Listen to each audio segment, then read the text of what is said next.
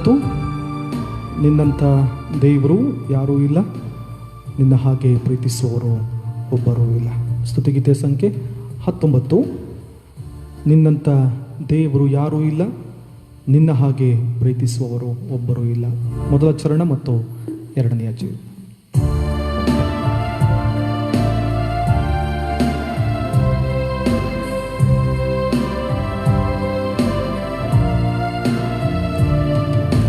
ನಿನ್ನಂಥ ದೇವರು ಯಾರೂ ಇಲ್ಲ, ನಿನ್ನ ಹಾಗೆ ಪ್ರೀತಿಸುವವರು ಒಬ್ಬರೂ ಇಲ್ಲ.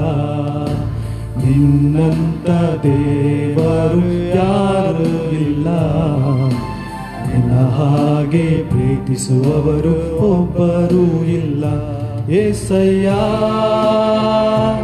ಏಸಯ್ಯ, ನೀನಿಲ್ಲದೆ ನಾನಿಲ್ಲಯ್ಯ. ಏಸಯ್ಯ ಏಸಯ್ಯ, ನೀನಿಲ್ಲದೆ ನಾನಿಲ್ಲಯ್ಯ.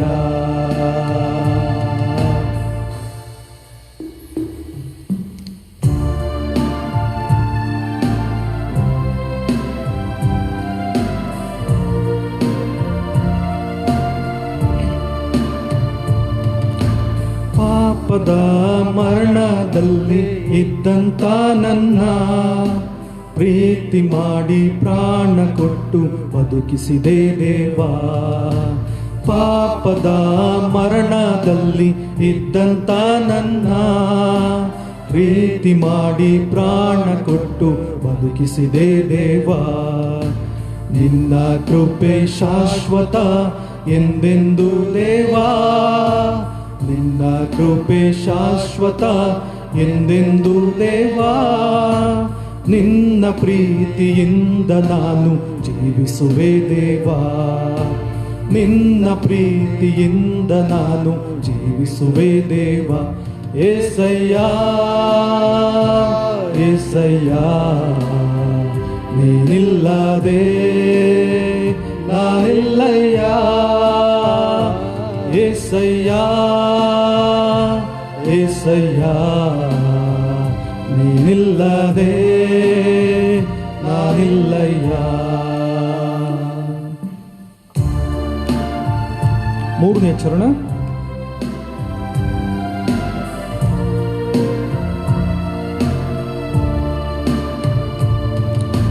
ಕಷ್ಟಗಳಲ್ಲಿ ದುಃಖಗಳಲ್ಲಿ ಜೊತೆಯಾಗಿರುವವನು, ರೋಗದಲ್ಲಿ ಸಂಕಟದಲ್ಲಿ ಬಲವ ಕೊಡುವವನು.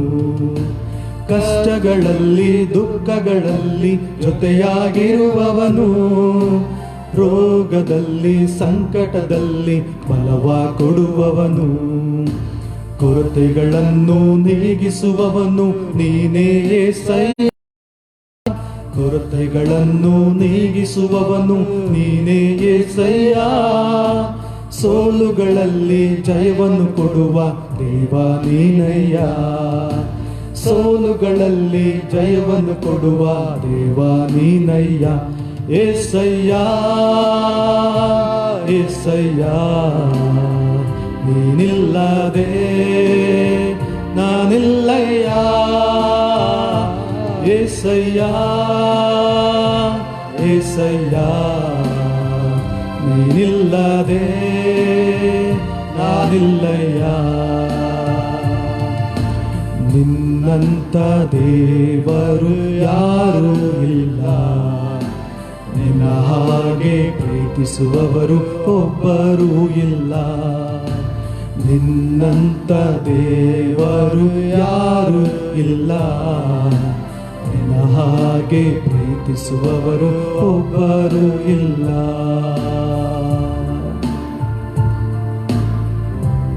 ಸ್ವಾಮಿ, ತಂದೆಗಿಂತ ತಾಯಿಗಿಂತ ಹೆಚ್ಚಿನದ್ದಾಗಿ ನೀ ನಮ್ಮನ್ನು ಪ್ರೀತಿಸುವಂಥ ದೇವರು. ನಮ್ಮ ಪರಿಸ್ಥಿತಿ ಯಾವುದೇ ಆದರೂ, ದುಃಖವಾಗಲಿ ಸಂತೋಷವಾಗಲಿ ಸಮೃದ್ಧಿಯಾಗಲಿ ಕೊರತೆಯಾಗಲಿ, ನಿನ್ನ ಪ್ರೀತಿಯಲ್ಲಿ ತಾರತಮ್ಯವಿಲ್ಲ, ನಿನ್ನ ನಡೆಸುವಿಕೆಯಲ್ಲಿ ಮುಖದಾಕ್ಷಿಣ್ಯವಿಲ್ಲ. ಬಡವರು, ಶ್ರೀಮಂತರು, ಅಧಿಕಾರವುಳ್ಳಂಥವರು, ಅಧಿಕಾರವಿಲ್ಲದೆ ಇರುವವರು, ಗಣನೆಗೆ ಬಾರದವರು, ಕೇಂದ್ರದಲ್ಲಿರುವವರು ಎನ್ನುವಂಥ ಯಾವುದೇ ಭೇದ ನಿನ್ನಲ್ಲ ಸ್ವಾಮಿ. ನೀನು ನ್ಯಾಯ ಸ್ವರೂಪ, ನೀನು ಸಮಾನತೆಯ ದೇವರು. ನಿನ್ನ ಪ್ರೀತಿ ಅಮೋಘವಾದದ್ದು, ನಿನ್ನ ಕೃಪೆ ಶಾಶ್ವತವಾದದ್ದು. ನಿನ್ನ ಜೀವವುಳ್ಳ ವಾಕ್ಯಗಳನ್ನು ಧ್ಯಾನ ಮಾಡುವುದಕ್ಕೆ ನಾವೀಗ ಹೊರಟಿದ್ದೇವೆ. ನಿನ್ನ ಆತ್ಮನನ್ನ ನಮ್ಮಲ್ಲಿ ಕಳುಹಿಸಿಕೊಡು ಸ್ವಾಮಿ. ನಿನ್ನ ವಾಕ್ಯಗಳೇ ನಮ್ಮೊಂದಿಗೆ ಮಾತಾಡಲಿ. ನಿನ್ನ ನುಡಿಗಳನ್ನ ಕೇಳುತ್ತಿರುವಂತ ಒಂದೊಂದು ಆತ್ಮ ಈ ಸಮಯದಲ್ಲಿ ನಿನ್ನ ಪ್ರೀತಿಯ ಮಹಾ ಅತಿಶಯವನ್ನು ಗ್ರಹಿಸುವಂತೆ, ನಿನ್ನ ಶಿಲುಬೆಯಲ್ಲಿ ಗುರುತಿಸುವಂತೆ, ಲೋಕದ ಕಡೆಗೆ ಬೆನ್ನು ಹಾಕಿ ನಿನ್ನ ಕಡೆಗೆ ಮುಖ ಮಾಡಿ ಹೃದಯ ಆತ್ಮಗಳನ್ನು ಸಮರ್ಪಣೆ ಮಾಡುವಂತೆ ಕಾರ್ಯ ಮಾಡಬೇಕೆಂದು, ಲೋಕದ ಉದ್ಧಾರಕ್ಕೋಸ್ಕರ ಶಿಷ್ಯರ ಪಾದಗಳನ್ನು ತೊಳೆದು ಹಿಡುಕೊಡುವವನು ಜೊತೆಯಲ್ಲಿದ್ದರೂ ಸಹ ಅವನಿಗೂ ಕೂಡ ತುತ್ತನ್ನು ಕೊಟ್ಟು ದೀನತೆಯನ್ನು ತೋರಿಸಿದಂಥ ಯೇಸುವಿನ ನಾಮದಲ್ಲಿ ಬೇಡಿ ಹೊಂದಿದ್ದೇವೆ ಪರಲೋಕದ ಕರ್ತನೇ, ಆಮೆನ್. ಕ್ರಿಸ್ತನ ಅತಿ ಪರಿಶುದ್ಧವಾದಂಥ ಹೆಸರಲ್ಲಿ ಈ ಬುಧವಾರದ ಸಾಯಂಕಾಲ ನಿಮ್ಮೊಂದಿಗೆ ದೇವರ ವಾಕ್ಯಗಳನ್ನು ಹಂಚಿಕೊಳ್ಳಲಿಕ್ಕಾಗುವ ಹಾಗೆ ದೇವರಾತ್ಮನು ಈ ರೀತಿಯಾಗಿ ನಮ್ಮನ್ನು ನಡೆಸುತ್ತಿರುವುದಕ್ಕಾಗಿ ದೇವರಿಗೆ ಸ್ತೋತ್ರ. ಪ್ರಿಯರೇನೊಂದು ಹೊಸ ವಾರಕ್ಕೆ ಬಂದಿದ್ದೇವೆ. ಭಾನುವಾರದ ದಿನ ನಾವು ಪುನಃಸ್ಥಾಪಿಸುವಂಥ ಕರ್ತನು ಎನ್ನುವಂಥ ವಿಷಯದಲ್ಲಿ ನಮ್ಮ ಬಲಹೀನತೆಗಳ ನಡುವೆ, ನಮ್ಮ ಚಿಂತೆಗಳ ನಡುವೆ, ನಮ್ಮ ಹೋರಾಟಗಳ ನಡುವೆ ನಮ್ಮೊಂದಿಗಿದ್ದು ನಮ್ಮನ್ನು ಮೇಲಕ್ಕೆತ್ತುವ, ಬಿದ್ದು ಹೋದ, ಕುಗ್ಗಿ ಹೋದ ಪರಿಸ್ಥಿತಿಗಳಲ್ಲಿ ನಮ್ಮ ಜೊತೆಗಿದ್ದು ಪುನಃಸ್ಥಾಪಿಸುವಂಥ ದೇವರ ರಕ್ಷಣಾ ನಾಮದಲ್ಲಿ ಬಲ ಹೊಂದಿದ್ದೇವೆ. ಈ ಶ್ರಮ ಮರಣ ದಿನಮಾನಗಳಲ್ಲಿ ಪ್ರಿಯರೇ, ನಮ್ಮ ಪ್ರಯಾಣ ಸಾಗುತ್ತಾ ಇದೆ. ಅನೇಕ ಅಡ್ಡಿ ಆತಂಕಗಳು ಬಂದರೂ, ಪರಿಸ್ಥಿತಿಗಳು ಅನುಕೂಲಕರವಾಗಿಲ್ಲದೇ ಇದ್ದರೂ, ವಾತಾವರಣದಲ್ಲಿ ಅನೇಕ ಅಭದ್ರತೆಗಳು, ಭಯಗಳು, ಹೆದರಿಕೆಗಳು ಇದ್ದರೂ ದೇವರ ವಾಕ್ಯ, ದೇವರ ಆರಾಧನೆ ನಿಲ್ಲದಂತೆ ದೇವರು ನಮಗೆ ಈ ರೀತಿಯಾಗಿ ಆರಾಧನೆ ಮಾಡಲಿಕ್ಕೆ, ಅದನ್ನು ವಾಕ್ಯದಿಂದ ಬಲಗೊಳ್ಳುವುದಕ್ಕೆ, ನಿರೀಕ್ಷೆ ನಂಬಿಕೆಗಳಿಂದ ಮುಂದೆ ಹೋಗುವುದಕ್ಕೆ ಈ ಸುಂದರವಾದಂಥ ಅವಕಾಶಗಳನ್ನು ದಯಪಾಲಿಸಿಕೊಟ್ಟಿದ್ದಾನೆ. ತಂದೆಯಾದ ದೇವರಿಗೆ, ಕುಮಾರನಾದ ದೇವರಿಗೆ, ಪವಿತ್ರಾತ್ಮನಾದಂಥ ದೇವರಿಗೆ ನಿತ್ಯ ಕಾಲಕ್ಕೂ ಮಹಿಮೆ ಉಂಟಾಗಲಿ. ಪ್ರಿಯರೇ, ದೇವರ ವಾಕ್ಯ ಲೂಕನು ಬರೆದಂಥ ಸುವಾರ್ತೆ 22ನೇ ಅಧ್ಯಾಯ ವಚನ 1ರಿಂದ 6ರ ಭಾಗದಲ್ಲಿ ಯೇಸುವಿನ ಶಿಷ್ಯರಲ್ಲಿ ಒಬ್ಬನಾದಂಥ ಯೂದನ ಬಗ್ಗೆ ಪ್ರಸ್ತಾಪವನ್ನು ಮಾಡಿದೆ. ಯೇಸು ಆರಿಸಿಕೊಂಡಂಥ 12 ಮಂದಿ ಶಿಷ್ಯರಲ್ಲಿ ಯೂದ ಅತ್ಯಂತ ಪ್ರಾಮುಖ್ಯವಾದಂಥ ಮಹತ್ವದ ಪಾತ್ರವನ್ನು ವಹಿಸಿದ್ದ ಎನ್ನುವುದನ್ನು ಸುವಾರ್ತೆಗಳನ್ನು ಓದುವಾಗ ಕಂಡುಕೊಳ್ತೇವೆ. ಪ್ರಿಯರೇ, ಮಾನವ ಸಂಘಜೀವಿ.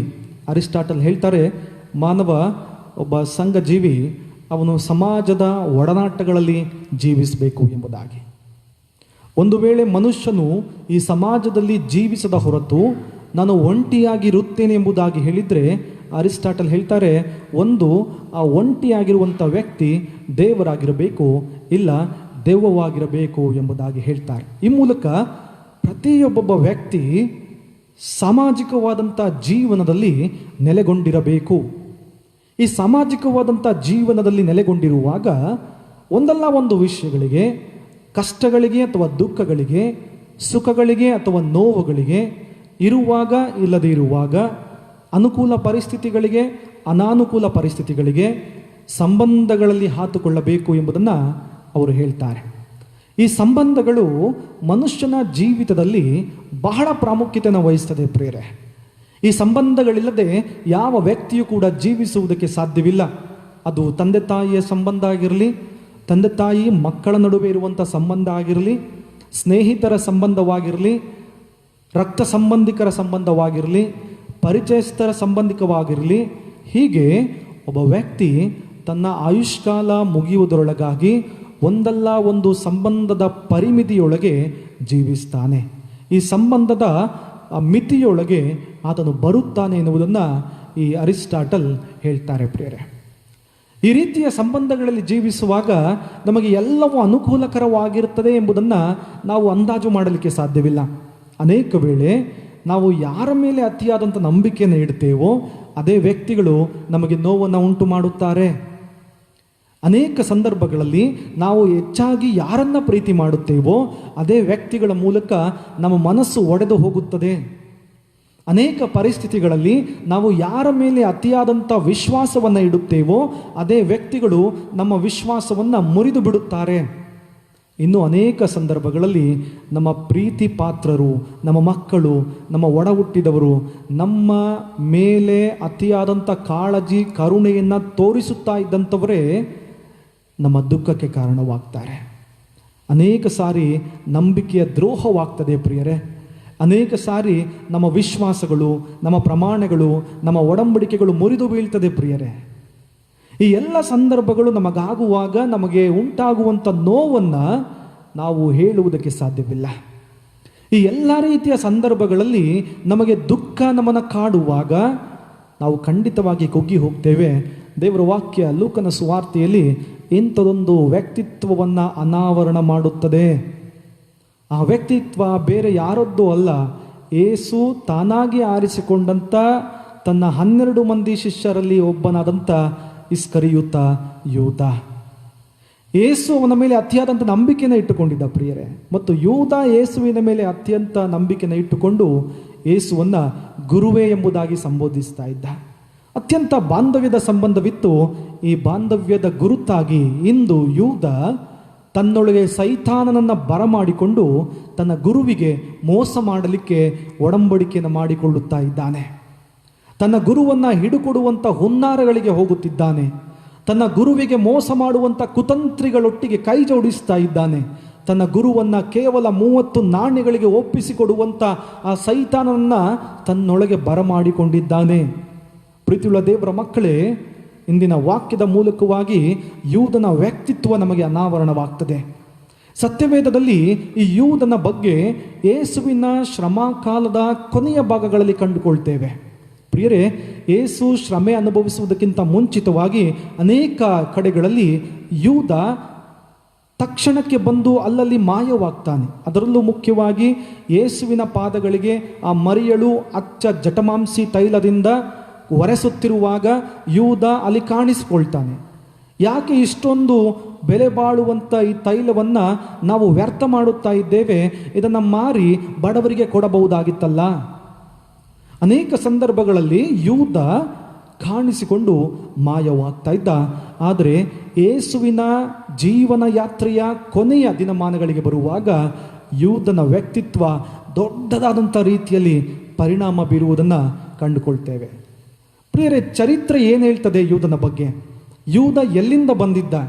ಯಾಕೆ ಆ ರೀತಿಯಾದಂಥ ವ್ಯಕ್ತಿತ್ವದಿಂದ ಕಾಣಿಸಿಕೊಳ್ತಾನೆ? ನಿಜಕ್ಕೂ ಯೂದನ ಮನಸ್ಸಲ್ಲಿ ಏನಿತ್ತು? ಯೂದನ ಆಲೋಚನೆಗಳು ಏನಾಗಿತ್ತು? ಯಾಕೆ ಯೂದ 12 ಮಂದಿ ಶಿಷ್ಯರ ಜೊತೆಯಲ್ಲಿ ಸೇರಿಕೊಂಡಿದ್ದ? ಉಳಿದ ಶಿಷ್ಯರಿಗೂ ಯೂದನಿಗೂ ಯಾವ ರೀತಿಯ ವ್ಯತ್ಯಾಸವಿತ್ತು? ಎಲ್ಲ ವಿಷಯಗಳನ್ನು ಅವಲೋಕನ ಮಾಡಿಕೊಳ್ಳುವುದಾದರೆ ವಾಕ್ಯ ಭಾಗ ಹೇಳ್ತದೆ. ಯೋಹಾನನ ಸುವಾರ್ತೆ 6ನೇ ಅಧ್ಯಾಯ 71ನೇ ವಚನ. ಯೋಹಾನನ ಸುವಾರ್ತೆ 6ನೇ ಅಧ್ಯಾಯ 71ನೇ ವಚನದಲ್ಲಿ ವಾಕ್ಯ ಭಾಗ ಹೇಳ್ತದೆ, ಈ ಯೂದ ಸೀಮೋನ ಎಂಬ ವ್ಯಕ್ತಿಯ ಮಗನಾಗಿದ್ದ. ಸೀಮೋನ ಎನ್ನುವಂಥ ವ್ಯಕ್ತಿಯ ಮಗನಾಗಿದ್ದ. ಪ್ರಿಯರೇ, ಸಾಮಾನ್ಯವಾಗಿ ನಮ್ಮ ಮನೆಗಳಲ್ಲಿ, ನಮ್ಮ ಸಭೆಗಳಲ್ಲಿ, ಅಥವಾ ನಮ್ಮ ಮಕ್ಕಳಿಗೆ ಅಥವಾ ನಮ್ಮ ಸ್ನೇಹಿತರಿಗೆ ನಾವು ಯಾರೂ ಕೂಡ ಯೂದ ಎಂಬುದಾಗಿ ಹೆಸರಿಡಲಿಕ್ಕೆ ಇಷ್ಟಪಡೋದಿಲ್ಲ. ನಮ್ಮ ಸಭೆಗಳಲ್ಲಿ ಇಲ್ಲ ಪ್ರಿಯರೇ, ಆ ರೀತಿಯ ಹೆಸರುಳ್ಳಂಥ ವ್ಯಕ್ತಿಗಳು ಅತೀ ವಿರಳ. ಕಾರಣ ಆತನ ಗುಣ, ಆತನ ಮಾಡಿದಂಥ ಕಾರ್ಯ. ಯೂದ ಎಂಬ ಕ್ಷಣ ನಮ್ಮ ಮನಸ್ಸಿಗೆ ಬರುವಂಥದ್ದು ಒಂದು ನೆಗೆಟಿವ್ ಆಗಿರುವಂಥ ಥಾಟ್. ಯೂದ ಎಂಬುದಾಗಿ ನಮ್ಮ ಮನಸ್ಸಿಗೆ ಬರುವಂಥದ್ದು ಮೋಸ ಮಾಡಿದಂತಹ ಗುಣ, ಯೇಸುವನ್ನು ಹಿಡುಕೊಟ್ಟಂಥ ಗುಣ, ಆತ ಕೆಟ್ಟವನು ಎಂಬುದಾಗಿ ಹೇಳುವಂಥ ಗುಣ. ನಿಜಕ್ಕೂ ಯೂದ ಎನ್ನುವಂಥ ಹೆಸರಿನ ಅರ್ಥ ಬಹಳ ಮೀನಿಂಗ್ಫುಲ್ ಆಗಿದೆ ಪ್ರಿಯರೇ. ಇಬ್ರಿಯ ಮತ್ತು ಗ್ರೀಕ್ ಈ ಭಾಷೆಯ ಹಿನ್ನೆಲೆಗಳಲ್ಲಿ ಈ ಯೂದ ಎನ್ನುವಂಥ ಹೆಸರಿನ ಅರ್ಥ ಏನೆಂಬುದಾಗಿ ಹೇಳಿದರೆ ಪ್ರೇಸ್ಡ್ ಯಾವೆ ಎಂಬುದಾಗಿ, ಪ್ರೇಸ್ ಯಾವೆ ಎಂಬುದಾಗಿ, ಅಥವಾ ವರ್ದಿ ಟು ಬಿ ಪ್ರೇಸ್ಡ್ ಎಂಬುದಾಗಿ, ಯೆಹೋವ ದೇವರನ್ನ ಸ್ತುತಿಸುವುದಕ್ಕೆ ಅರ್ಹನಾಗಿರುವಂಥವನು ಅಥವಾ ಸ್ಥಿತಿಯನ್ನು ಮಾಡಲಿಕ್ಕೆ ಅರ್ಹನಾಗಿರುವಂಥವನು ಎಂಬುದಾಗಿ. ಆದರೆ ಅವನ ಕಾರ್ಯ, ಯೇಸುವನ್ನು ಹಿಡುಕೊಟ್ಟಂಥ ಅವನ ಕಾರ್ಯ ಅತ್ಯಂತ ದುರಾಶೆಯಿಂದ, ಸೈತಾನನಿಂದ ತುಂಬಿ ಹೋಗಿತ್ತು ಎನ್ನುವುದನ್ನು ವಾಕ್ಯ ಭಾಗದಲ್ಲಿ ಕಂಡುಕೊಳ್ತೇವೆ. ಸೀಮೋನ ಎನ್ನುವಂಥ ವ್ಯಕ್ತಿಯ ಮಗ ಯೂದ ಆಗಿದ್ದ. ಅದೇ ಚರಿತ್ರೆ ಹೇಳ್ತದೆ ಮುಂದೆ, ಇವನು ದಕ್ಷಿಣ ಯೂದಾಯಕ್ಕೆ ಸೇರಿದಂಥವನಾಗಿದ್ದ. ಯೂದ ದಕ್ಷಿಣ ಯೂದಾಯಕ್ಕೆ ಸೇರಿದಂಥವನಾಗಿದ್ದ. ಈ 12 ಮಂದಿ ಶಿಷ್ಯರು ಹೇಗೆ ಯೇಸುವನ್ನು ಹಿಂಬಾಲಿಸುವುದಕ್ಕಾಗಿ ತಮ್ಮ ಮನೆಗಳನ್ನು, ತಮ್ಮ ಕುಟುಂಬಗಳನ್ನು, ತಮ್ಮ ಆಸ್ತಿಪಾಸ್ತಿ ಕೆಲಸಗಳನ್ನು ಬಿಟ್ಟು ಬಂದಿದ್ದರೋ, ಅದೇ ರೀತಿಯಲ್ಲಿ ಯೂದನು ಸಹ ಯೇಸುವನ್ನು ಹಿಂಬಾಲಿಸುವುದಕ್ಕೋಸ್ಕರ ಎಲ್ಲವನ್ನ ಬಿಟ್ಟು ಬಂದಿದ್ದ ಎಂಬುದಾಗಿ ಚರಿತ್ರೆ ಹೇಳ್ತದೆ ಪ್ರಿಯರೇ. ಇಷ್ಟು ಮಾತ್ರವಲ್ಲ ಪ್ರಿಯರೇ, ಈ ಯೂದನ ಬಗ್ಗೆ ಇರುವಂಥ ಇನ್ನೊಂದು ವಿಷಯ ಏನಂದರೆ, ಈ ಯೂದ 12 ಮಂದಿ ಶಿಷ್ಯರಲ್ಲಿ ಬಹಳ ಬುದ್ಧಿವಂತನಾಗಿದ್ದ. ಮಾತ್ರವಲ್ಲ, 11 ಮಂದಿ ಶಿಷ್ಯರನ್ನು ಹೊರತುಪಡಿಸಿ ಅವರ ಗುಂಪಿನಲ್ಲಿ ಇವನು ವಿದ್ಯಾವಂತನಾಗಿದ್ದ. He was the only educated person among the 12 disciples ಎಂಬುದಾಗಿ ಚರಿತ್ರೆ ಹೇಳ್ತದೆ. ಇವನು ಕೇವಲ ಈ 11 ಮಂದಿಗಿಂತ ಅತ್ಯಂತ ಬುದ್ಧಿಶಾಲಿಯಾಗಿದ್ದ, ಓದಿದಂಥವನಾಗಿದ್ದ, ಅಕ್ಷರ ಜ್ಞಾನ ಇತ್ತು. ಮಾತ್ರವಲ್ಲ, he was A good business man ಎಂಬುದಾಗಿ ವಾಕ್ಯ ಭಾಗ ಹೇಳ್ತದೆ, ಚರಿತ್ರೆ ಹೇಳ್ತದೆ. ಅವನೊಬ್ಬ ಬಹಳ ಉದ್ಯಮಶಾಲಿಯ ಮನೋಭಾವನೆಯಲ್ಲಿ ಇದ್ದಂತೆ. ಈ ಉದ್ಯಮಶಾಲಿಯ ಮನೋಭಾವನೆಗಳು, ಓದಿದ್ದರ ವರತಲಾಂತುಗಳು, ಅವನ ಬುದ್ಧಿ, ಅವನ ಜ್ಞಾನ ಇವೆಲ್ಲವೂ ಕೂಡ ಅವನ ವ್ಯಕ್ತಿತ್ವವನ್ನು ಮಾತ್ರ ರೂಪಿಸದೆ ಅವನ ಆಶಯಗಳನ್ನು ಕೂಡ, ಅವನ ಮನಸ್ಸನ್ನು ಕೂಡ ಪ್ರತಿ ಸಾರಿ ಅಧಿಕಾರದ ಕಡೆಗೆ ನಡೆಸುತ್ತಾ ಇತ್ತು ಎಂಬುದಾಗಿ ಕಂಡುಕೊಳ್ತೇವೆ. ಇವನು ಬುದ್ಧಿವಂತನಾಗಿದ್ದರಿಂದ, ಇವನು ಉದ್ಯಮಶಾಲಿಯಾಗಿದ್ದರಿಂದ, ಇವನಿಗೆ ಅಕ್ಷರ ಜ್ಞಾನ ಇದ್ದದ್ದರಿಂದ, ಇವನೊಬ್ಬನೇ ಓದಿದಂಥ ವ್ಯಕ್ತಿಯಾಗಿದ್ದರಿಂದ, ಉಳಿದ 11 ಮಂದಿ ಶಿಷ್ಯರು ಬೆಸ್ತರಾಗಿದ್ದರಿಂದ, ಉಳಿದ 11 ಮಂದಿ ಶಿಷ್ಯರು ಗಲಿಲಾಯಕ್ಕೆ ಸೇರಿದವರಾಗಿದ್ದರು, ಇವನು ಮಾತ್ರ ಯೂದಾಯಕ್ಕೆ ಸೇರಿದವನಾಗಿದ್ದರಿಂದ ಯೇಸುವಿನ ಶಿಷ್ಯರಲ್ಲಿ ಒಬ್ಬನಾದಂಥ ಆಂದ್ರೆಯ ಎನ್ನುವಂಥವನು ಇವನನ್ನು ಯೇಸುವಿನ ಗುಂಪಿನಲ್ಲಿ ಟ್ರೆಜರರ್ ಮಾಡಿದ್ದಂತೆ. ಆಂದ್ರೆಯ ಎನ್ನುವಂಥವನು ಈ ಯೂದನನ್ನು ಖಜಾಂಚಿಯಾಗಿ ಯೇಸುವಿನ ಗುಂಪಿನಲ್ಲಿ ಮಾಡಿದ್ದನು. ಇವನಿಗೆ ಹಣದ ಚೀಲದ ಮೇಲೆ ಮೋಹ ಇತ್ತು ಎನ್ನುವುದನ್ನು ಯೋಹಾನನ ಸುವಾರ್ತೆಯಲ್ಲಿ ಕಂಡುಕೊಳ್ತೇವೆ. ಪ್ರೀತಿಯುಳ್ಳ ಸಹೋದರ ಸಹೋದರಿಯರೇ, ಇದು ಯೂದನ ಚರಿತ್ರೆಯಾದರೆ ಯೂದನ ಯೇಸುವಿನೊಟ್ಟಿಗಿನ ಅನುಭವ ಏನಾಗಿತ್ತು? ಯೇಸು ಮತ್ತು ಯೂದನ ನಡುವೆ ಇದ್ದಂತಹ ಸಂಬಂಧ ಯಾವುದಾಗಿತ್ತು? 12 ಮಂದಿ ಶಿಷ್ಯರ ಹಾಗೆ ಯೂದನು ಸಹ ಯೇಸುವಿನ ಜೊತೆಯಲ್ಲಿ ಹತ್ತಿರದ ನಿಕಟವಾದ ಸಂಬಂಧವನ್ನು ಹೊಂದಿದ್ದನು. ಯೇಸು 3.5 ವರ್ಷಗಳವರೆಗೆ ಸುವಾರ್ತೆಯನ್ನು ಸಾರುತ್ತಾ ಇದ್ದಾಗ, ಯೇಸು ನಡ್ಕೊಂಡು ಹೋಗುತ್ತಿರುವಂಥ ದಾರಿಯಲ್ಲಿ ಬರುತ್ತಿರುವಾಗ ಯೇಸುವನ್ನು ಬಹಳ ಹತ್ತಿರದಿಂದ ನೋಡಿದ್ದ ಪ್ರಿಯರೇ. ಯೇಸು ಅದ್ಭುತಗಳನ್ನು ಮಾಡುತ್ತಿರುವಾಗ, ಯೇಸು ಸ್ವಸ್ಥತೆಗಳನ್ನು ಮಾಡುತ್ತಿರುವಾಗ, ಕುರುಡರಿಗೆ ಕಣ್ಣುಗಳನ್ನು ಕೊಡುವಾಗ, ಕಿವುಡರಿಗೆ ಕೇಳುವ ಹಾಗೆ ಮಾಡುವಾಗ, ಕುಷ್ಠರೋಗಿಗಳನ್ನು ಗುಣಪಡಿಸುತ್ತಿರುವಾಗ, ದೆವ್ವಗಳನ್ನು ಓಡಿಸುತ್ತಿರುವಾಗ, ಸಮುದ್ರದ ಗಾಳಿಯನ್ನು ಶಾಂತಪಡಿಸುತ್ತಿದ್ದಾಗ, 5 ರೊಟ್ಟಿ 2 ಮೀನಿನ ಮೂಲಕವಾಗಿ 5,000 ಜನರು ಊಟ ಮಾಡುವ ಹಾಗೆ ಮಾಡಿದ್ದಾಗ, ಲಾಜರನನ್ನು ಎಬ್ಬಿಸಿದ್ದಾಗ, ಯಾಯಿರನ ಮಗಳಿಗೆ ಜೀವ ಕೊಟ್ಟಾಗ, ಅಷ್ಟೇ ಏಕೆ ಅವನ ಬೋಧನೆಗಳು ಬಹಳ ಅಧಿಕಾರದಿಂದ ಕೂಡಿತ್ತು ಎನ್ನುವುದನ್ನು ಯೂದ ಹತ್ತಿರದಿಂದ ತಿಳುಕೊಂಡಿದ್ದ. ಯೂದ ಕಣ್ಣು ಸಾಕ್ಷಿಯಾಗಿದ್ದ, ಕಿವಿ ಸಾಕ್ಷಿಯಾಗಿದ್ದ, ಸ್ವತಃ ಜೀವಿತದ ಮೂಲಕ ಯೇಸುವಿಗೆ ಸಾಕ್ಷಿಯನ್ನು ಕೊಡುವಂಥ ಶಿಷ್ಯನಾಗಿದ್ದ. ಈ ಎಲ್ಲ ಅನುಭವಗಳು ಯೂದನ ಮೇಲೆ ಬಹಳ ಪರಿಣಾಮ ಬೀರಿತು ಪ್ರಿಯರೇ. ಈ ಎಲ್ಲ ಅನುಭವಗಳಿಂದ ಯೂದ ಯೇಸುವನ್ನು ಬಹಳ ನಿರೀಕ್ಷೆಯಿಂದ ನೋಡ್ತಾ ಇದ್ದ, ಬಹಳ ಅಭಿಮಾನದಿಂದ ನೋಡ್ತಾ ಇದ್ದ. ಯೇಸು ನಿಜವಾಗಿ ಸಮಾಜದಲ್ಲಿ ಕ್ರಾಂತಿಕಾರಕವಾದಂಥ ಬದಲಾವಣೆಗಳನ್ನು ತರುತ್ತಿದ್ದಾನೆ. ಆತನು ಶಾಸ್ತ್ರಿ ಪರಿಸಾಯರುಗಳನ್ನು ಖಂಡಿಸ್ತಾ ಇದ್ದಾನೆ. ತನ್ನ ಶಕ್ತಿಯ ಮೂಲಕವಾಗಿ ಎಲ್ಲ ವಿಧವಾದಂಥ ಅದ್ಭುತಗಳನ್ನು ಮಾಡುತ್ತಿದ್ದಾನೆ. ಸುವಾರ್ಥ ಚಳುವಳ ಎನ್ನುವಂಥ ಹೆಸರಲ್ಲಿ ಸಮಾಜದಲ್ಲಿ ಬದಲಾವಣೆಗಳನ್ನು ಮಾಡುತ್ತಿದ್ದಾನೆ. ಈ ಯೇಸುವಿನಲ್ಲಿ ಶಕ್ತಿ ಇದೆ, ಈ ಯೇಸುವಿನಲ್ಲಿ ಅಧಿಕಾರವಿದೆ, ಯೇಸುವಿನ ಬೋಧನೆಗಳಲ್ಲಿ ಬದಲಾವಣೆ ಇದೆ. ಯೇಸುವನ್ನು ಹಿಂಬಾಲಿಸಬೇಕು ಎನ್ನುವಂಥ ಅವನ ಆಸೆ, ಅವನ ಮನಸ್ಸೊಳಗಿದ್ದಂಥ ಅಧಿಕಾರದ ಮೋಹ ಪ್ರತಿನಿತ್ಯ ಯೇಸುವನ್ನು ನಂಬುವುದಕ್ಕೆ, ಯೇಸುವನ್ನು ಹಿಂಬಾಲಿಸುವುದಕ್ಕೆ ಬಹಳ ಪ್ರೇರೇಪಣೆ ಮಾಡುತ್ತಿತ್ತು ಎನ್ನುವುದನ್ನು ಕಂಡುಕೊಳ್ತೇವೆ. ಪ್ರೀತಿಯುಳ್ಳ ಸಹೋದರ ಸಹೋದರಿಯರೇ, ಯೂದ ಬುದ್ಧಿವಂತ ಎನ್ನುವುದನ್ನು ಈ 22ನೇ ಅಧ್ಯಾಯ ಬಹಳ ಸ್ಪಷ್ಟವಾಗಿ ತಿಳಿಸ್ತದೆ. ಬಹಳ ಸ್ಪಷ್ಟವಾದಂಥ ಮಾತುಗಳ ಮೂಲಕವಾಗಿ ತಿಳಿಸ್ತದೆ. ದಯಮಾಡಿ ನಿಮ್ಮ ಸತ್ಯವೇದಗಳನ್ನು ತಿರುಗಿಸ್ರಿ. ಲೂಕನು ಬರೆದಂಥ ಸುವಾರ್ತೆ 22ನೇ ಅಧ್ಯಾಯ ವಚನ 1ರಿಂದ 6 ಭಾಗದಲ್ಲಿ ಗಮನಿಸಿದರೆ ಯೂದ ಎಷ್ಟು ಬುದ್ಧಿವಂತ ಎಂಬುದನ್ನು ನೀವೇ ಕಂಡುಕೊಳ್ತೀರಾ. ವಾಕ್ಯ ಭಾಗ ಹೇಳ್ತದೆ, ಈ ಶಾಸ್ತ್ರಿ ಫರಿಸಾಯರ ಬಳಿಯಲ್ಲಿ ಅವನು ಮಾಡಿಕೊಳ್ಳುವಂಥ ಆ ಡೀಲ್ ಇದೆಯಲ್ಲ, ಅವನ ಬುದ್ಧಿವಂತಿಕೆಗೆ ಸೂಚನೆ. ಅದರಲ್ಲೂ ಮುಖ್ಯವಾಗಿ ಈ 22ನೇ ಅಧ್ಯಾಯದ 3ನೇ ವಚನವನ್ನು ಗಮನಿಸಿರಿ. 22ನೇ ಅಧ್ಯಾಯದ 3ನೇ ವಚನವನ್ನು ಗಮನಿಸಿದರೆ, ಯೇಸುವನ್ನು ಹಿಡುಕೊಡುವ ಉಪಾಯವನ್ನು ಮಹಾಯಾಜಕರ ಕಾವಲಿನ ದಳವಾಯಿಗಳ ಬಳಿಯಲ್ಲಿ ಹೇಳುತ್ತಿದ್ದಾನೆ. ಯೇಸುವನ್ನು ಹಿಡುಕೊಡುವಂಥ ಉಪಾಯವನ್ನು ಮಹಾಯಾಜಕರ ಕಾವಲಿನ ದಳವಾಯಿಗಳ ಬಳಿಯಲ್ಲಿ ಹೇಳುತ್ತಿದ್ದಾನೆ.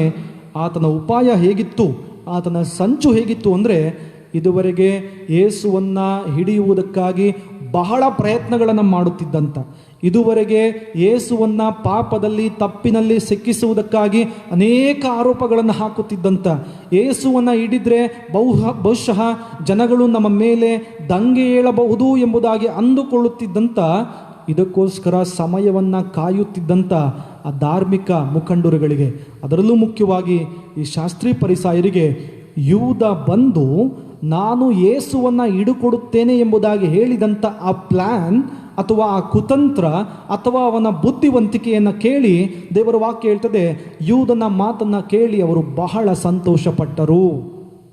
ಯೂದನ ಮಾತನ್ನು ಕೇಳಿ ಅವರು ಬಹಳ ಸಂತೋಷ ಪಟ್ಟರು. It was A brilliant plan ಪ್ರಿಯರೇ.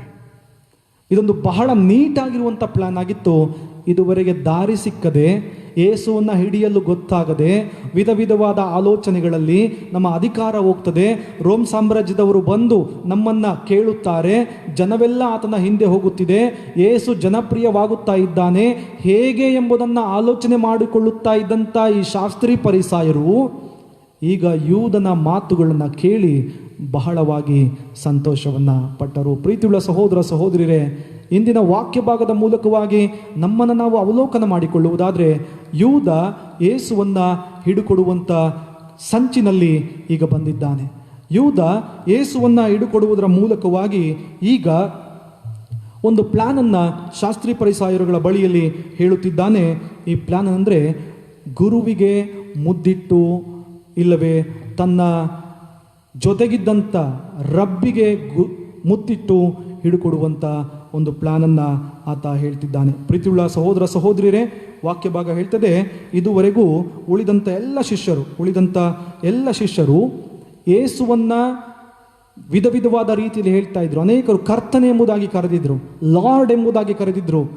ಯೂದ ಮಾತ್ರ ಯೇಸುವನ್ನು ಎಲ್ಲ ಸಂದರ್ಭಗಳಲ್ಲಿ ರಬ್ಬಿ ಎಂಬುದಾಗಿ ಕರೀತಾ ಇದ್ದ, ಗುರುವೇ ಎಂಬುದಾಗಿ ಕರೀತಾ ಇದ್ದ. ಕಾರಣ ಅವನ ಸಂಬಂಧ, ಅವನ ಯೇಸುವಿನೊಟ್ಟಿಗಿದ್ದಂಥ ಸಂಪರ್ಕ ಕೇವಲ ಗುರು ಮತ್ತು ಶಿಷ್ಯರ ನಡುವೆ ಇರುವಂಥ ಕಲಿಕೆಯ ಸಂಬಂಧವಾಗಿತ್ತೇ ಹೊರತು ಯೇಸುವನ್ನು ಸ್ವಂತ ರಕ್ಷಕ ಎಂಬುದಾಗಿ ಸ್ವೀಕಾರ ಮಾಡುವಂಥ ಸಂಬಂಧ ಆಗಿರಲಿಲ್ಲ. ಯೂದ ಯೇಸುವನ್ನು ಅರ್ಥ ಮಾಡಿಕೊಂಡಿಲ್ಲ ಪ್ರಿಯರೇ. ಅರ್ಥ ಮಾಡಿಕೊಂಡಿದ್ದು ಇಷ್ಟೇ, ಯೇಸುವನ್ನು ಒಬ್ಬ ರಾಜಕೀಯ ಮೆಸ್ಸಿಯನನ್ನಾಗಿ ಅರ್ಥ ಮಾಡಿಕೊಂಡಿದ್ದ. ಯೇಸುವನ್ನು ರಕ್ಷಣೆಯ ಮೆಸ್ಸಿಯನ್ನಾಗಿ ಅರ್ಥ ಮಾಡಿಕೊಂಡಿಲ್ಲ. ಯೇಸು ಮುಂದೊಂದು ದಿನ ತನ್ನ ಅಧಿಕಾರದಿಂದ, ತನಗಿರುವಂಥ ಶಕ್ತಿಯಿಂದ, ದೇವರ ಬಲದಿಂದ ರೋಮಾಯರ ವಿರುದ್ಧ ತಿರುಗಿ ಬೀಳುತ್ತಾನೆ. ಈ ರೋಮಾಯರ ಸರ್ಕಾರದ ವಿರುದ್ಧ ಹೋರಾಡುತ್ತಾನೆ. ಯೇಸು ಕ್ರಾಂತಿಕಾರಿಯಾದಂಥ ಮೂಲಕವಾಗಿ ಕುದುರೆಯ ಮೇಲೆ ಬಂದು ಯುದ್ಧವನ್ನು ಮಾಡುತ್ತಾನೆ, ರಕ್ತಪಾತವನ್ನು ಮಾಡುತ್ತಾನೆ. ಈ ಮೂಲಕ ಇಡೀ ರೋಮ್ ಸಾಮ್ರಾಜ್ಯವನ್ನು ತನ್ನ ಹತೋಟಿಗೆ ತಂದುಕೊಳ್ಳುತ್ತಾನೆ. ಇಡೀ ರೋಮಾಯರ ಮೇಲೆ ಗೆಲುವನ್ನು ಸಾಧಿಸ್ತಾನೆ. ಯೇಸು ರೋಮಾಯರ ಸಿಂಹಾಸನದ ಮೇಲೆ ಕುಳಿತುಕೊಳ್ತಾನೆ. ಆಗ ಕುಳಿತುಕೊಂಡಾಗ ನಾನು ಯೇಸುವಿನ ಅಧಿಕಾರದಲ್ಲಿ ಹಣದ ಚೀಲವನ್ನು ನೋಡಿಕೊಳ್ಳುವ ಖಜಾನೆಯ ಅಧಿಕಾರಿಯಾಗಬಹುದು ಎಂಬುದಾಗಿ ಆತನು ಆಲೋಚನೆ ಮಾಡಿದ್ದ. ಇದಕ್ಕೋಸ್ಕರವಾಗಿ ಅವನ ಮನಸ್ಸು ಮೊದಲಿಂದಲೂ ಕೂಡ ದ್ರವ್ಯಾಶೆಯಿಂದ ಕೂಡಿತ್ತು. ಬೇರೆ ಬೇರೆ ಸುವಾರ್ಥ ಭಾಗಗಳಲ್ಲಿ ನೋಡುವಾಗ ಯೂದ ಬಹಳ ಹಣದ ಮೋಹಕ್ಕೆ ಒಳಗಾಗಿದ್ದರಿಂದ ಈ 30 ಬೆಳ್ಳಿಯ ನಾಣ್ಯಗಳಿಗೆ ತನ್ನ ಗುರುವನ್ನು ಹಿಡುಕೊಡುವಂಥ ಪ್ರಯತ್ನವನ್ನು ಮಾಡ್ತಾನೆ. ಅವನ ಪ್ಲಾನ್ ಇಷ್ಟೇ ಆಗಿತ್ತು ಪ್ರಿಯರೇ. ಯಾವಾಗ ಈ ಶಾಸ್ತ್ರಿ ಪರಿಸಾಯರುಗಳು ಯೇಸುವನ್ನು ಹಿಡಿಯಲಿಕ್ಕೆ ಬರ್ತಾರೆ, ಯೇಸು ಅವರ ಮೇಲೆ ಯುದ್ಧವನ್ನು ಮಾಡ್ತಾನೆ, ಯೇಸು ಅವರನ್ನು ತನ್ನ ಶಕ್ತಿಯಿಂದ ಒಡೆದು ಉರುಳಿಸ್ತಾನೆ. ಆಗ ಯುದ್ಧ ಪ್ರಾರಂಭವಾಗ್ತದೆ. ಯೇಸು ಒಂದೇ ಬಾರಿಗೆ ಇಡೀ ರೋಮಾಯರನ್ನು ಸೆದೆಬಡಿಯುತ್ತಾನೆ. ಈಸಿಯಾದಂಥ ರೀತಿಯಲ್ಲಿ ನನ್ನ ಕಾರ್ಯ ಸಾಧಿಸಬಹುದು ಎಂಬುದಾಗಿ ಅಂದುಕೊಂಡಿದ್ದ. ಪ್ರೀತಿಯುಳ್ಳ ಸಹೋದರ ಸಹೋದರಿಯರೇ, ಯೂದ ಯೇಸುವನ್ನು ಸರಿಯಾಗಿ ಅರ್ಥ ಮಾಡಿಕೊಂಡಿರಲಿಲ್ಲ. ಯೂದನ ಹಾಗೆ ಪೇತ್ರನ ಜೀವಿತವನ್ನು ಗಮನಿಸಿದರೆ, ಪೇತ್ರನು ಸಹ ಯೇಸುವನ್ನು ಆತನ ಶ್ರಮ ಮರಣ ದಿನಮಾನಗಳಿಗಿಂತ ಮುಂಚಿತವಾಗಿ ಸರಿಯಾಗಿ ಅರ್ಥ ಮಾಡಿಕೊಂಡಿರಲಿಲ್ಲ. ಯೇಸು ಸಾಯುವುದಕ್ಕಿಂತ ಮುಂಚಿತವಾಗಿ ಪೇತ್ರ ಯೇಸುವನ್ನು ಅರ್ಥ ಮಾಡಿಕೊಂಡಿಲ್ಲ. ಅನೇಕ ಸಾರಿ ನೀವು ಮಾರ್ಕನ ಸುವಾರ್ತೆ, ಮತ್ತಾಯನ ಸುವಾರ್ತೆ, ಲೂಕನ ಸುವಾರ್ತೆಗಳನ್ನು ನೋಡುತ್ತಾ ಬರುವುದಾದರೆ, ಯೇಸು ಅನೇಕ ಕಡೆಗಳಲ್ಲಿ ಹೇಳ್ತಾನೆ, ಮನುಷ್ಯ ಕುಮಾರನು ಸಾಯಬೇಕು, ಶಾಸ್ತ್ರಿ ಪರಿಸಾಯರುಗಳಿಂದ ನಿರಾಕೃತವಾಗಿ ಕೊಲ್ಲಲ್ಪಡಬೇಕು ಎಂಬುದಾಗಿ ಹೇಳುವಾಗ ಅನೇಕ ಸಂದರ್ಭಗಳಲ್ಲಿ ಪೇತ್ರ ಹೇಳ್ತಾನೆ, ಯೇಸುವಿನ ಕೈಯನ್ನು ಹಿಡಿದು, ಸ್ವಾಮಿ ನಿನಗೆ ಆ ರೀತಿಯಾಗಿ ಆಗಬಾರದು, ಸ್ವಾಮಿ ನೀನು ಸಾಯಬಾರದು. ಸ್ವಾಮಿ ನೇರವಾಗಿ ಖಂಡಿಸ್ತಾನೆ. ಪೇತ್ರನನ್ನ ಕುರಿತು ಸ್ವಾಮಿ ಒಂದು ಬಾರಿ ಹೇಳ್ತಾನೆ, ಸೈತಾನನೇ ನಡೆ, ಇದು ನಿನ್ನ ಆಲೋಚನೆಯಲ್ಲ, ಸೈತಾನನ ಆಲೋಚನೆ. ಪೇತ್ರ ಕೂಡ ಯೇಸುವನ್ನು ಸರಿಯಾಗಿ ಅರ್ಥ ಮಾಡಿಕೊಂಡಿರಲಿಲ್ಲ. ಉಳಿದಂತೆ ನಾವು ಯೋಹಾನ ಮತ್ತು ಯಾಕೋಬರನ್ನು ಗಮನಿಸ್ತೇವೆ. ಅವರೂ ಸಹ ಯೇಸುವನ್ನು ಭೂಲೋಕದ ಅಧಿಪತಿಯಾಗಿ ಅರ್ಥ ಮಾಡಿಕೊಂಡಿದ್ರು. ಆ ಜಬದಾಯನ ಹೆಂಡತಿ ಯೋಹಾನ ಮತ್ತು ಯಾಕೋಬರ ತಾಯಿ ಯೇಸುವಿನ ಬಳಿಗೆ ಬಂದು ಕೇಳ್ತಾರೆ, ನಿನ್ನ ಅಧಿಕಾರವನ್ನು ಪಡೆದು ಬರುವಾಗ ಎಡಗಡೆಯಲ್ಲಿ ಬಲಗಡೆಯಲ್ಲಿ ನನ್ನ ಮಕ್ಕಳಿಗೆ ಸ್ಥಾನವನ್ನು ಕೊಡು. ಪ್ರೀತಿಯುಳ್ಳ ಸಹೋದರ ಸಹೋದರಿಯರೇ, ಯೇಸುವನ್ನು ನಿಜವಾಗಿ ಈ ಯೂದ ಮತ್ತು ಉಳಿದ ಶಿಷ್ಯರು ಸರಿಯಾಗಿ ಅರ್ಥ ಮಾಡಿಕೊಂಡಿರಲಿಲ್ಲ ಎನ್ನುವುದನ್ನು ವಾಕ್ಯ ಭಾಗ ಸ್ಪಷ್ಟವಾಗಿ ಹೇಳ್ತದೆ. ಹಾಗಾದರೆ ಇಂದು ನಮ್ಮ ವಿಷಯವಾಗಿ ಪಾವನ ದಿನಮಾನಗಳಲ್ಲಿ ಅವಲೋಕನ ಮಾಡಿಕೊಳ್ಳಲಿಕ್ಕೆ ದೇವರ ವಾಕ್ಯ ನಮಗೆ ಕೊಡಲ್ಪಟ್ಟಿದೆ. ಈ ಯೂದನ ವ್ಯಕ್ತಿತ್ವವನ್ನು, ಯೂದನ ಕಾರ್ಯವನ್ನು ಇಂದು ನಾವು ಅವಲೋಕನ ಮಾಡಿಕೊಳ್ಳುವುದಾದರೆ ನಾವು ಯಾವ ರೀತಿಯಲ್ಲಿ ಜೀವಿಸ್ತಾ ಇದ್ದೇವೆ ಪ್ರಿಯರೇ? ಪ್ರೀತಿಯುಳ್ಳ ದೇವರ ಮಕ್ಕಳೇ, ಯೂದ 2019 ಇಸುವಿಯ ಹಿಂದೆ ಕಣ್ಮರೆಯಾಗಿಲ್ಲ. ಇಂದು ಕೂಡ ನಮ್ಮ ಸಂಬಂಧಗಳಲ್ಲಿ, ನಮ್ಮ ದೈನಂದಿನ ಬದುಕಿನಲ್ಲಿ, ನಮ್ಮ ಮಾತುಗಳಲ್ಲಿ, ನಮ್ಮ ಆಲೋಚನೆಗಳಲ್ಲಿ, ನಮ್ಮ ಕಾರ್ಯಗಳಲ್ಲಿ ಬಂದು ಹೋಗುತ್ತಾ ಇದ್ದಾನೆ. ಯೂದ ಇನ್ನು ಜೀವಂತವಾಗಿದ್ದಾನೆ ಪ್ರಿಯರೇ. ಅನೇಕ ಸಾರಿ ನಮ್ಮ ಸ್ನೇಹಿತರು ನಮಗೆ ಮೋಸ ಮಾಡುವಾಗ ಯೂದ ಕಾಣಿಸಿಕೊಳ್ತಾನೆ. ಅನೇಕ ಸಾರಿ ನಾವು ನಂಬಿಕೆ ಇಟ್ಟಂಥ ವ್ಯಕ್ತಿಗಳೇ ನಮಗೆ ನೋವನ್ನುಂಟು ಮಾಡುವಾಗ ಯೂದನ ವ್ಯಕ್ತಿತ್ವ ಕಾಣಿಸ್ತದೆ. ಅನೇಕ ಸಾರಿ ನಾವು ಸಹ ಯೂದನ ಹಾಗೆ ಪ್ರಾಪಂಚಿಕವಾದ ಅಧಿಕಾರಗಳ ವ್ಯಾಮೋಹಕ್ಕೆ ಒಳಗಾಗ್ತೇವೆ. ಅನೇಕ ಸಾರಿ ಯೂದನ ಹಾಗೆ ನಾವು ನಮ್ಮ ಆಲೋಚನೆಗಳನ್ನು ಕೇವಲ ಹಣದ ಭ್ರಮೆಯಿಂದಾಗುವ ಕೇಡುಗಳಿಗೆ ಯೋಚನೆ ಮಾಡ್ತೇವೆ. ಯೂದ ಕಾಣಿಸಿಕೊಳ್ತಾನೆ. ಪಾವನ ದಿನಮಾನಗಳಲ್ಲಿ ದೇವರ ವಾಕ್ಯ ನಮ್ಮನ್ನು ಎಚ್ಚರಿಸ್ತದೆ, ಯೂದನಂತಾಗದೆ ದೇವರು ಕೊಟ್ಟಿರುವಂಥ ವರತಲಾಂತುಗಳನ್ನು, ದೇವರು ನಿನಗೆ ಕೊಟ್ಟಿರುವಂಥ ಜ್ಞಾನ ತಿಳುವಳಿಕೆಗಳನ್ನು ಕರ್ತನ ಮಹಿಮೆಗಾಗಿ ಬಳಸಬೇಕಾಗಿದೆ. ಪ್ರಿಯರೇ, 12 ಮಂದಿ ಶಿಷ್ಯರಲ್ಲಿ ಯೂದ ಅತ್ಯಂತ ಬುದ್ಧಿವಂತನಾಗಿದ್ದ. ಆದರೆ ತನ್ನ ಬುದ್ಧಿವಂತಿಕೆಯನ್ನು ತನ್ನ ಆತ್ಮವನ್ನು ರಕ್ಷಿಸಿಕೊಳ್ಳುವುದಕ್ಕಾಗಿ ಅಲ್ಲ, ಆತ್ಮವನ್ನು ನಷ್ಟಪಡಿಸಿಕೊಳ್ಳುವುದಕ್ಕಾಗಿ ಉಪಯೋಗ ಮಾಡಿಕೊಂಡ. ಆ 30 ನಾಣ್ಯಗಳನ್ನು ತೆಗೆದುಕೊಂಡು ಪುನಃ ಶಾಸ್ತ್ರಿ ಪರಿಸಾಯರ ಬಳಿಗೆ ಹೋಗ್ತಾನೆ. ಯೇಸುವನ್ನು ಬಿಟ್ಟು ಬಿಡ್ರಿ ಎಂಬುದಾಗಿ ಹೇಳ್ತಾನೆ. ಅವರು ಒಪ್ಪುವುದಿಲ್ಲ. ಆ ಹಣವನ್ನು ದೇವಾಲಯದಲ್ಲಿ ಬಿಸಾಟು ಬಿಟ್ಟು ಹೋಗಿ ನೇಣು ಹಾಕಿಕೊಂಡು ಆತನು ಸಾಯುತ್ತಾನೆ. ಪ್ರಿಯರೇ, ಅದನ್ನೇ ಪೌಲ ಹೇಳ್ತಾನೆ, ಪಾಪದ ಸಂಬಳ ಮರಣ ಎಂಬುದಾಗಿ. ಪ್ರೀತಿಯುಳ್ಳ ದೇವರ ಮಕ್ಕಳೇ, ಈ ಪಾವನ ದಿನಮಾನಗಳಲ್ಲಿ ಯೂದನ ಹಾಗೆ ನಮ್ಮ ಆದ್ಯತೆಗಳು, ನಮ್ಮ ಪ್ರಾಧಾನ್ಯತೆಗಳು, ನಮ್ಮ ಆಲೋಚನೆಗಳು, ನಮ್ಮ ಬುದ್ಧಿ ಹೊರತಲಾಂತುಗಳು ನಮ್ಮ ಆತ್ಮವನ್ನು ನಷ್ಟಪಡಿಸಿಕೊಳ್ಳುವಂಥ ರೀತಿಯಲ್ಲಿರುವುದಾದರೆ ವಾಕ್ಯ ಭಾಗ ಹೇಳ್ತದೆ, ಇಂದು ನೀನು ಎಲ್ಲವನ್ನ ಸಂಪಾದಿಸಿಕೊಂಡು ಇಂದು ರಾತ್ರಿ ನಿನ್ನ ಪ್ರಾಣ ಹೋಗುತ್ತದೆ ಎಂಬುದಾಗಿ ಹೇಳಿದರೆ ನಿನ್ನ ಐಶ್ವರ್ಯ ಏನಾಗ್ತದೆ? ನಿನ್ನ ಬಳಿ ಇರುವಂಥ ಹಣ ಏನಾಗ್ತದೆ? ನಿನ್ನ ಬಳಿ ಇರುವಂಥ ಆಸ್ತಿ, ಅಧಿಕಾರ ನಿನ್ನನ್ನು ರಕ್ಷಿಸಬಲ್ಲದ? ಯಾವುದು ಕೂಡ ಇಲ್ಲ. ನಿನ್ನ ಬಳಿ ಇರುವ ಅಧಿಕಾರ, ನಿನ್ನ ಬಳಿ ಇರುವಂಥ ಹಣ, ನಿನ್ನ ಬಳಿ ಇರುವಂಥ ಆಸ್ತಿ ಈ ಲೋಕದಲ್ಲಿ ಮಾತ್ರ ನಿನ್ನ ಹಣದಿಂದ ರಕ್ಷಣೆಯನ್ನು ಕೊಂಡುಕೊಳ್ಳಲು ಸಾಧ್ಯವಿಲ್ಲ. ನಿನ್ನ ಹಣದಿಂದ ನಿತ್ಯ ಜೀವವನ್ನು ಪಡೆಯಲು ಸಾಧ್ಯವಿಲ್ಲ. ನಿನ್ನ ಹಣದಿಂದ ಯೇಸುವಿನ ಪ್ರೀತಿಯನ್ನು ಗಳಿಸಿಕೊಳ್ಳಲು ಸಾಧ್ಯವಿಲ್ಲ. ನಿನ್ನ ಹಣದಿಂದ ದೇವರ ಕನಿಕರ ಕ್ಷಮೆಯನ್ನು ಪಡೆಯಲು ಸಾಧ್ಯವಿಲ್ಲ. ನಿನ್ನ ಕೃಪೆಯಲ್ಲ, ದೇವರ ಕೃಪೆಯಿಂದ ಮಾತ್ರ ಇದು ಸಾಧ್ಯವಾಗಿದೆ. ಹಾಗಾದರೆ ನೀನು ಯೂದನ ಹಾಗೆ ನಿನ್ನ ವ್ಯಾಮೋಹವನ್ನು, ನಿನ್ನ ದೃಷ್ಟಿಯನ್ನು, ನಿನ್ನ ಲಕ್ಷ್ಯವನ್ನು, ನಿನ್ನ ಪ್ರಾಧಾನ್ಯತೆಯನ್ನು ಭೂಲೋಕದ ವಿಷಯಗಳಿಗೆ ಒಳಪಡಿಸದೆ ಅವೆಲ್ಲವುಗಳನ್ನು ಕೊಡುವಂಥ ಯೇಸುವಿಗೆ ನೀಡುವುದಾದರೆ ಸ್ವಾಮಿ ನನ್ನ ಎಲ್ಲ ವಿಷಯಗಳಲ್ಲಿ ತುಂಬಿಸ್ತಾನೆ. ಕರ್ತನು ನಿನ್ನ ಆಶೀರ್ವದಿಸ್ತಾನೆ. ನಿನ್ನ ಮನೆಯ ಸಮಾಧಾನ ಯೇಸು ಸ್ವಾಮಿ ಆಗ್ತಾನೆ. ನಿನ್ನ ಮನೆಯ ಐಶ್ವರ್ಯ ಕರ್ತನಾಗ್ತಾನೆ. ನಿನ್ನ ಮನೆಯ ಸಂಪತ್ತಿಗೆ, ಸಮೃದ್ಧಿಗೆ, ನಿನ್ನ ಮಕ್ಕಳ ಅಭಿವೃದ್ಧಿಗೆ ದೇವರ ಮೂಲಕವಾಗಿ ಆಶೀರ್ವಾದ ಸಿಗ್ತದೆ.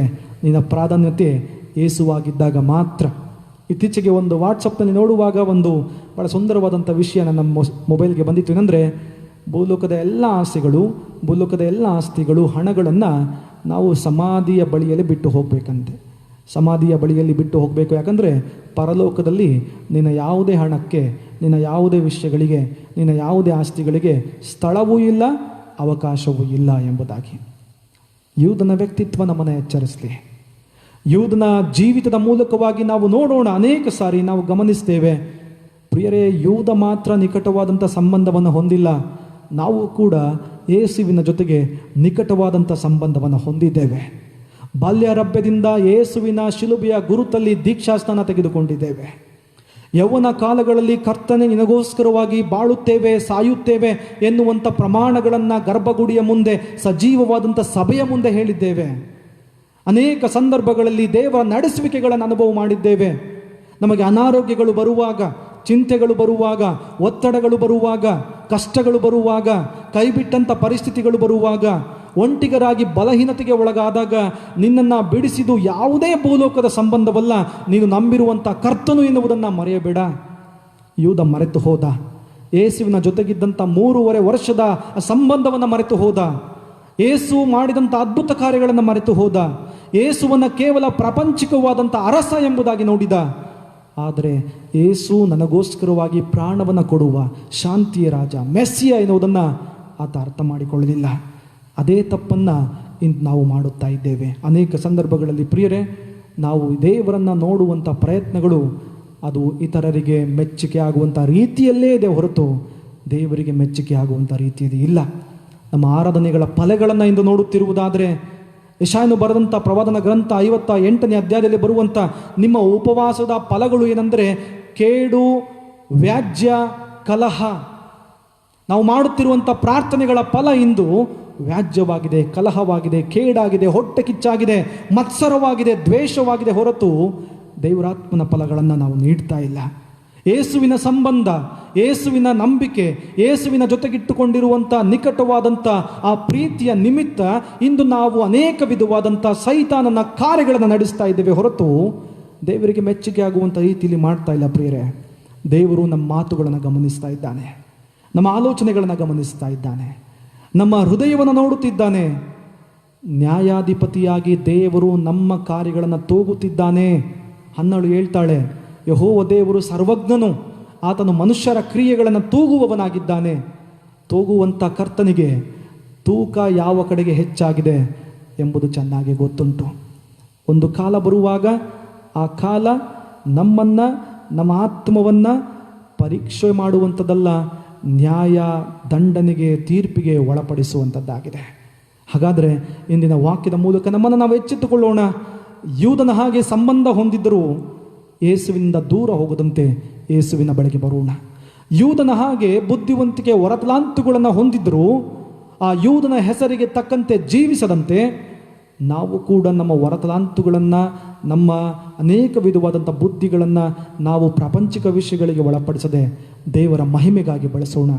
ಯೂದನ ಹಾಗೆ ಹಣ ಮಾತ್ರ ಮುಖ್ಯ, ಅಧಿಕಾರ ಮಾತ್ರ ಮುಖ್ಯ ಎನ್ನುವಂಥ ಮನೋಭಾವನೆಯಿಂದ ಬಿಟ್ಟು ಇಂದು ಯೇಸುವನ್ನು ಅರಿಯುವಂಥದ್ದು ಶ್ರೇಷ್ಠ, ಯೇಸುವಿಗೋಸ್ಕರ ಜೀವಿಸುವಂಥದ್ದು ಶ್ರೇಷ್ಠ, ಯೇಸುವಿನ ಸಂಬಂಧಗಳಲ್ಲಿ ಜೀವಿಸುವಂಥದ್ದು ನಿತ್ಯ ಜೀವ, ನನ್ನ ಆತ್ಮವನ್ನು ರಕ್ಷಿಸುವಂಥದ್ದು ದೇವರ ಪ್ರೀತಿ, ಶಿಲುಬೆಯ ಕರ್ತನ ಕಡೆಗೆ ನನ್ನನ್ನು ತಗ್ಗಿಸಿಕೊಳ್ಳುವಾಗ ದೇವರು ಮೇಲಕ್ಕೆತ್ತುತ್ತಾನೆ ಎನ್ನುವಂಥ ತಗ್ಗಿದ ಮನೋಭಾವನೆ ಇಂದು ನನ್ನನ್ನು, ನಿಮ್ಮನ್ನು ರಕ್ಷಿಸುವಂಥದ್ದಾಗಿದೆ. ಆ ದಾರಿಯಲ್ಲಿ ನಡೆಯೋಣ ಪ್ರಿಯರೇ, ಆ ದಾರಿಯಲ್ಲಿ ನಡೆಯೋಣ. ದೇವರ ಮುಂದೆ ನಾವು ಬರುವಾಗ ಖಂಡಿತವಾಗಿ ಆತನು ನಮ್ಮನ್ನು ಸೇರಿಸಿಕೊಳ್ತಾನೆ. ಪಾಪಿಯಾದಂಥ ಸ್ಥಿತಿಯಲ್ಲಿ, ಪಾಪದ ಮನೋಭಾವನೆಯಲ್ಲಿ ಸ್ವಾಮಿ ನನ್ನ ಕ್ಷಮಿಸು ಎಂಬುದಾಗಿ ಹೇಳಿದರೆ ಖಂಡಿತವಾಗಿ ಆತನು ನಮ್ಮನ್ನು ಸ್ವೀಕರಿಸ್ತಾನೆ. ನೋಡಿ, ಕೊನೆಯದಾಗಿ ನೋಹ ಕುಡಿದು ಮತ್ತನಾದರೂ ದೇವರು ಅವನನ್ನು ಬಿಡಲಿಲ್ಲ. ಕಾರಣ ನೋಹ ನೀತಿವಂತನಾಗಿದ್ದ.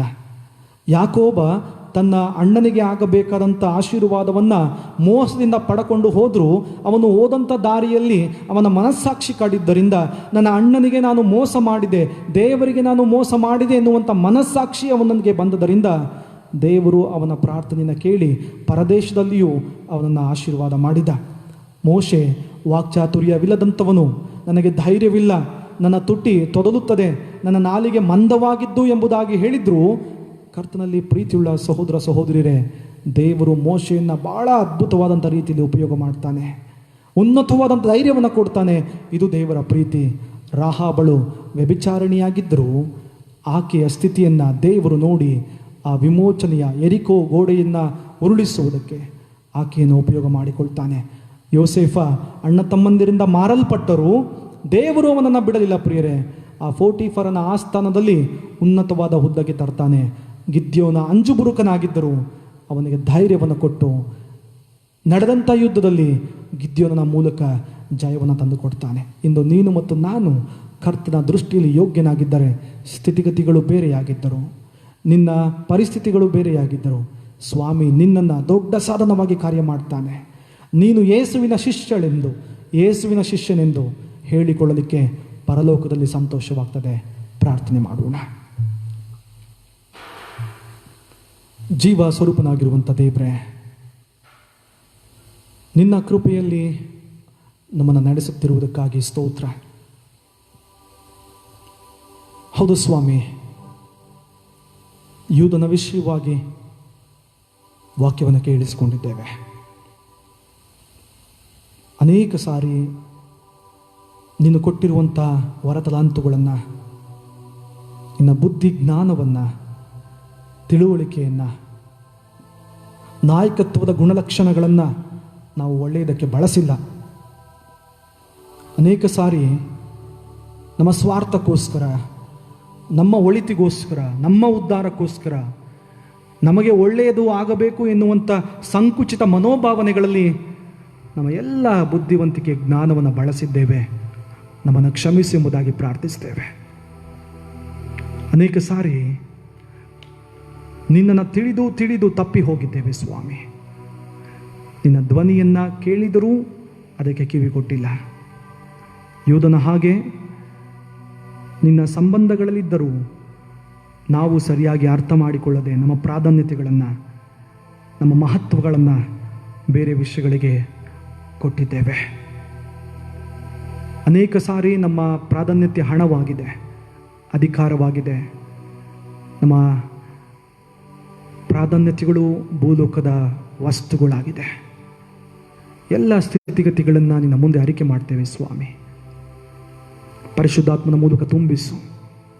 ಈ ರೀತಿಯ ಗುಣಗಳು ನಮ್ಮಲ್ಲಿರುವುದಾದರೆ ನಿನ್ನ ಆತ್ಮನ ಜ್ವಾಲೆ ನಮ್ಮಲ್ಲಿ ಹೊತ್ತಿಸಿ ನಮ್ಮನ್ನು ಶುದ್ಧಪಡಿಸು. ಕೇಳಿದ ವಾಕ್ಯಗಳಿಂದ ನಾವು ಧನ್ಯರಾಗುವಂತೆ, ನಿನ್ನ ಜೊತೆಯಲ್ಲಿ ಪ್ರಯಾಣ ಮಾಡುವಂತೆ, ಪಾವನ ದಿನಮಾನಗಳಲ್ಲಿ ನಮ್ಮನ್ನು ನಾವು ನಮ್ಮ ಆತ್ಮವನ್ನು ನಷ್ಟಪಡಿಸಿಕೊಳ್ಳದಂತೆ ನಿನ್ನ ಕೃಪೆಯನ್ನು ಕೊಟ್ಟು ಕ್ಷಮಿಸಿ ನಡೆಸಬೇಕೆಂದು ಯೇಸು ನಾಮದಲ್ಲಿ ಬೇಡಿದ್ದೇವೆ ನಮ್ಮ ಕರ್ತನೇ. ಆಮೆನ್.